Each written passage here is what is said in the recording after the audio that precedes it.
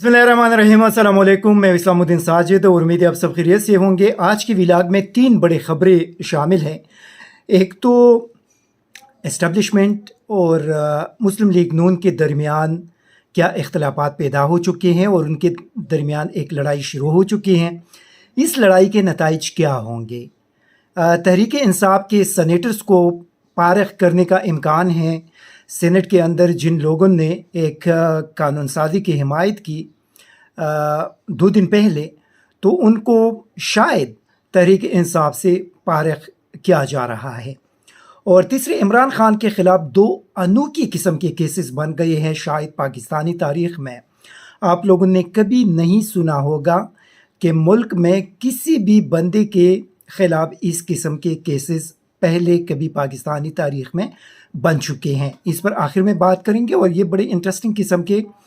Cases हैं। मेरे ख़्याल में शायद अदालतों के सामने जब ये केसेस जाएंगे तो हो सकता है कि जो जज साहब है वो भी हैरान हो जाएगा कि अब इस केस को किस तरीके से हैंडल किया जाए। सबसे पहले आते हैं मुस्लिम लीग नून और इस्टेब्लिशमेंट के दरमियान मुबैना लड़ाई के हवाले से। लड़ाई क्यों शुरू हो गई? वजूहात क्या है? क्या मुस्लिम लीग नून जाते जाते जो उनका एक वतीरा है या जो उनकी एक माजी है उसको दोबारा रिपीट कर रहे हैं, या इसके पीछे कुछ और मकासद हैं? ये बड़ी बुनियादी किस्म के सवालात हैं। ख्वाजा आसिफ को आप लोगों ने कल देखा,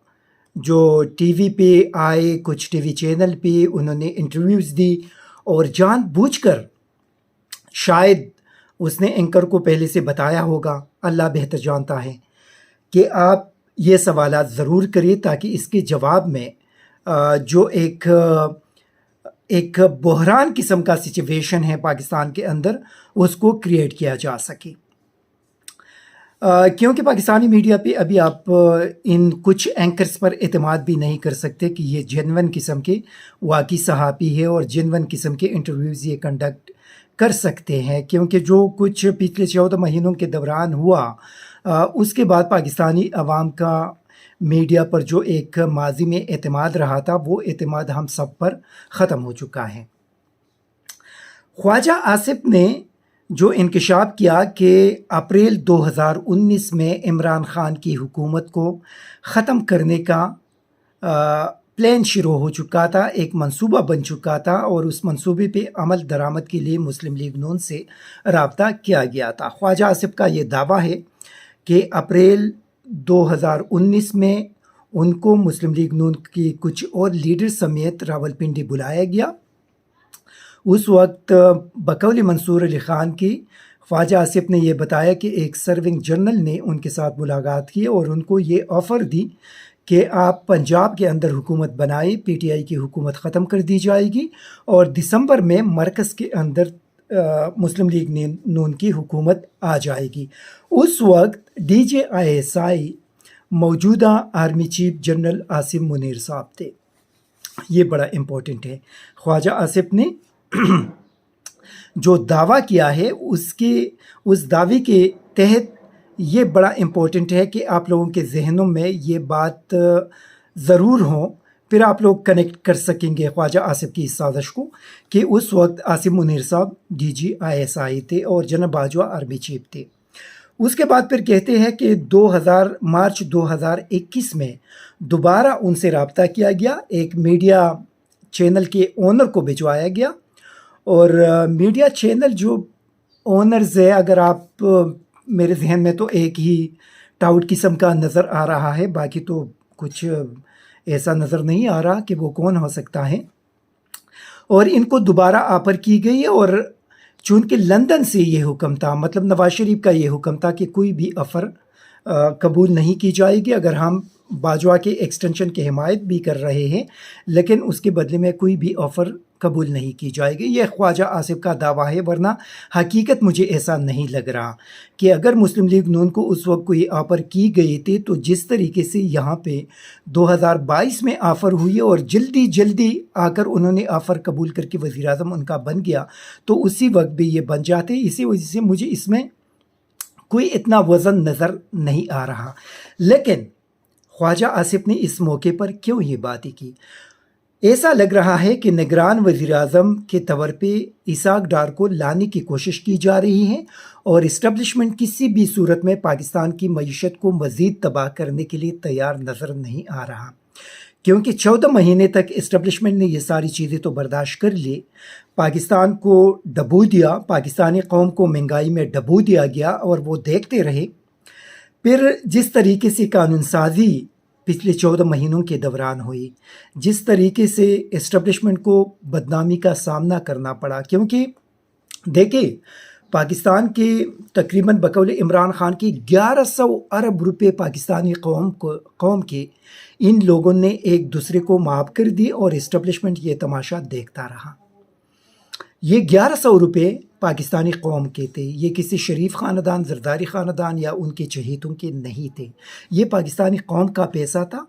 جو مبینہ طور پہ لوٹا گیا تھا۔ لیکن وہاں پہ اسٹیبلشمنٹ نے ان کو نہیں روکا، اور اسی اسٹیبلشمنٹ کے بہت زیادہ بدنامی ہوئی۔ اس کے بعد پھر جتنی بھی قانون سازی ہوئی جس میں یہ لوگ ایک دوسرے کو ریلیف دیتے رہے، اسٹیبلشمنٹ نے آنکھیں بند کر دیے تھے، اور اس پر عوام کے طرف سے جو تنقید تھا وہ اسٹیبلشمنٹ پہ ہوتا رہا کہ یہ وہی لوگ ہیں جو پاکستان کے ضامن ہیں، جو پاکستان کے ضمانت دینے والے ہیں کہ جب بھی پاکستان پہ برا وقت آئے گا یہی لوگ پاکستان کو بچائیں گے۔ تو میرے خیال میں مزید اسٹیبلشمنٹ پاکستان کو ڈبونے کے لیے تیار نہیں ہے۔ جو کچھ پی ڈی ایم نے کیا وہ انہوں نے کر دیا 14 مہینوں میں، لیکن مزید ایسا لگ رہا ہے کہ اسٹیبلشمنٹ پاکستان کو نقصان پہنچانے کے لیے تیار نہیں ہے، ایسا لگ رہا ہے۔ اور اسی وجہ سے خواجہ آصف نے اسٹیبلشمنٹ پہ تنقید بھی کی، اپنے میزائلوں کا رخ بھی ان کی طرف کر دیا، اور ان کو ایک اشارہ دے دیا کہ ہم آپ کو مزید بدنام کر سکتے ہیں۔ دوسری طرف خواجہ آصف جو ڈبل گیم کھیل رہے ہیں کہ ابھی عمران خان کو مزید اسٹیبلشمنٹ کے خلاف مشتعل کرنے کی کوشش کر رہے ہیں۔ اس کے آڑ میں عمران خان کو یہ میسج دے رہے ہیں کہ 2019 میں آپ کی حکومت اس وقت کے جنرل باجوہ ختم کرنے کے لیے ہمارے ساتھ رابطہ کیا تھا، اور عمران خان کی حکومت وہ نہیں چھوڑنا چاہ رہا تھا۔ پھر 2021 میں دوبارہ ہمارے ساتھ رابطہ کیا کہ ہم عمران خان کی حکومت ختم کر رہے ہیں، آپ لوگ آ جائیں، لیکن ہم نے انکار کر دیا۔ یہ خواجہ آصف ڈبل گیم کھیل رہے ہیں، ایک طرف اسٹیبلشمنٹ کو پریشرائز کرنے کی کوشش کر رہے ہیں بظاہر کہ آپ اسحاق ڈار کو مان لیں کہ اس کو نگران وزیر اعظم بنایا جائے، دوسری طرف عمران خان کو مزید مشتعل کرنے کی کوشش کر رہے ہیں کہ یہ ساری چیزیں اسٹیبلشمنٹ ان کے ساتھ 2019 سے کر رہے تھے۔ ابھی دیکھنا ہے کہ اس پر اسٹیبلشمنٹ کی طرف سے کیا رد عمل آئے گا، لیکن جاتے جاتے اسٹیبلشمنٹ کو نہ صرف پریشرائز کرنے کے لیے بلکہ ان کو میسج دینے کے لیے کہ ہم الیکشن کمپین میں ان چیزوں کو استعمال کریں گے۔ لیکن شاید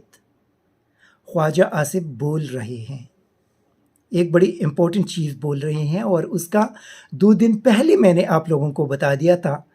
کہ پی ڈی ایم نے ایک قانون سازی ابھی ریسنٹلی کی کل سینٹ میں، اور یہی قانون سازی نہ صرف P D M, Peoples Party, Fazl ur Rehman وغیرہ جتنے بھی لوگ ہیں، اس کے نیچے یہ لوگ ایک نہ ایک دن آئیں گے۔ یہ اپنے پیروں پہ کلہاڑی مارنے کے مترادف انہوں نے ایک قدم اٹھایا ہے،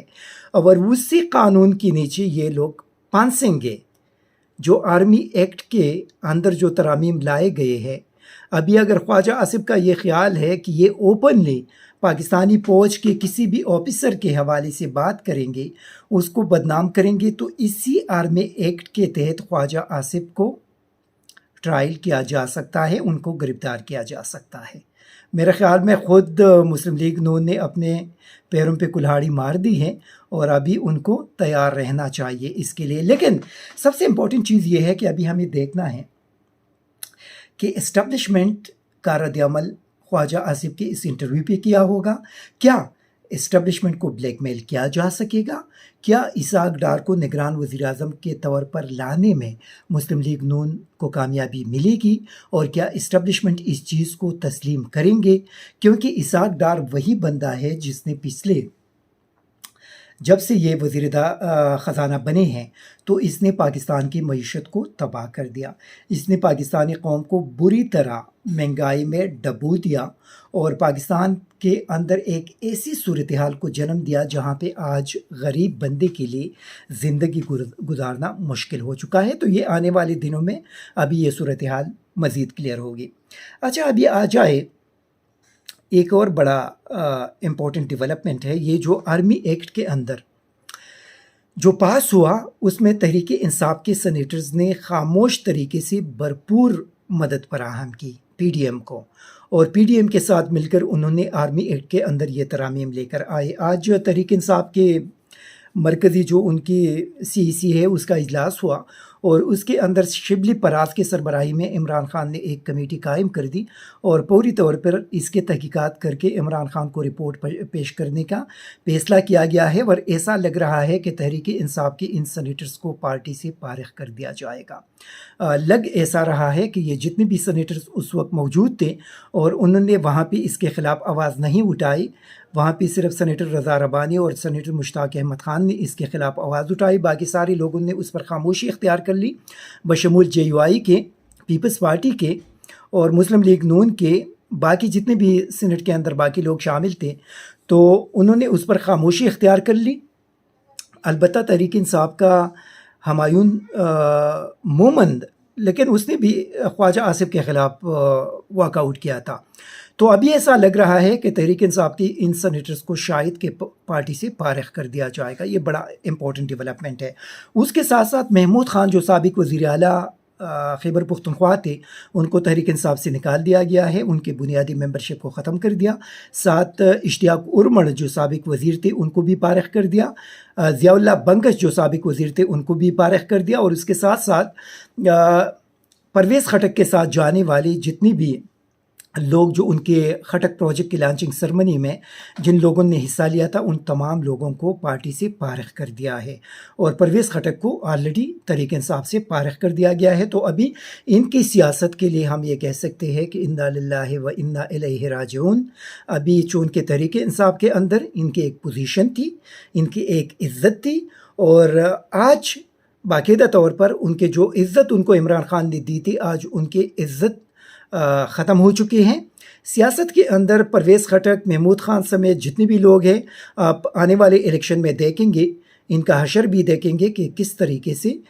یہ لوگ پاکستانی عوام ان کا اوٹ کے ذریعے کیا حشر بناتے ہیں۔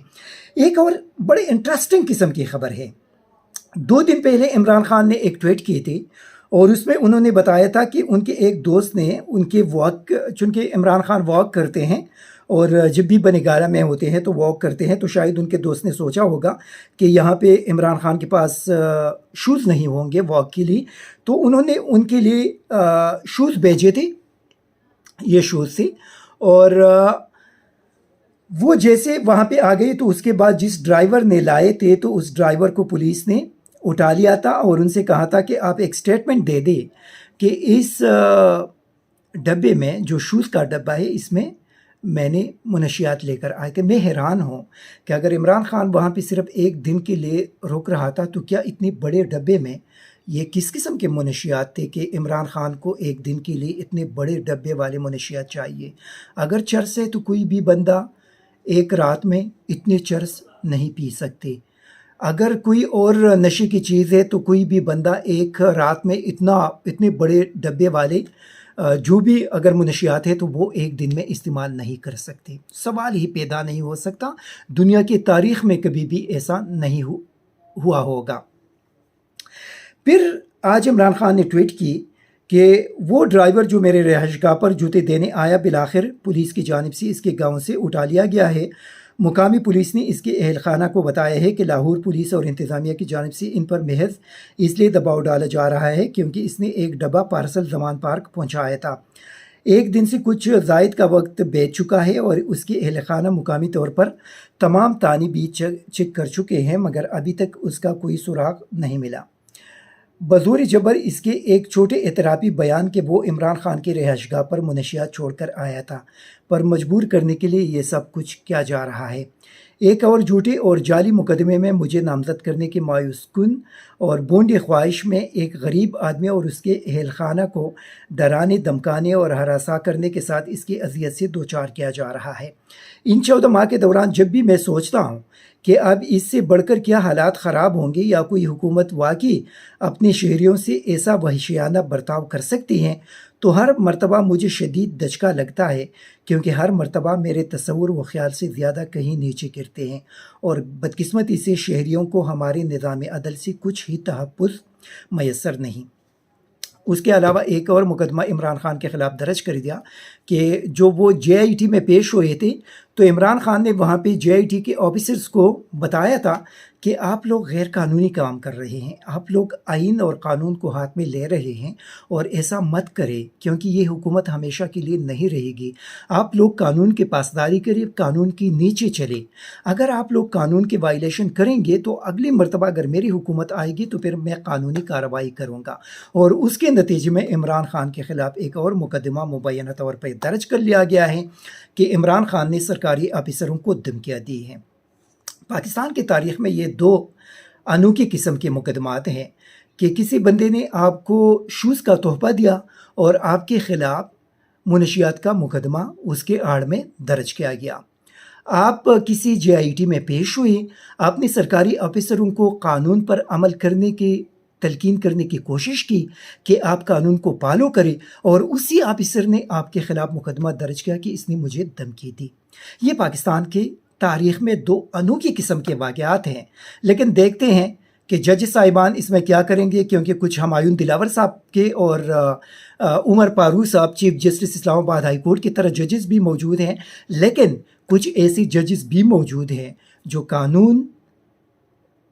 पर अमल दरामद करने वाले हैं। अभी देखते हैं कि इमरान खान के ये केसेस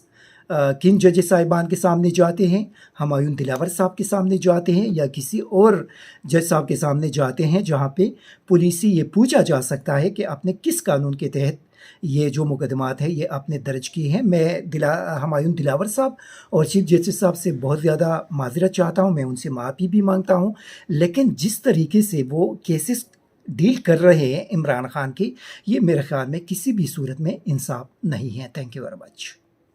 ISTV पाकिस्तान को सब्सक्राइब करें और बेल आइकन को दबाएं मज़ीद वीडियो और अपडेट्स के लिए।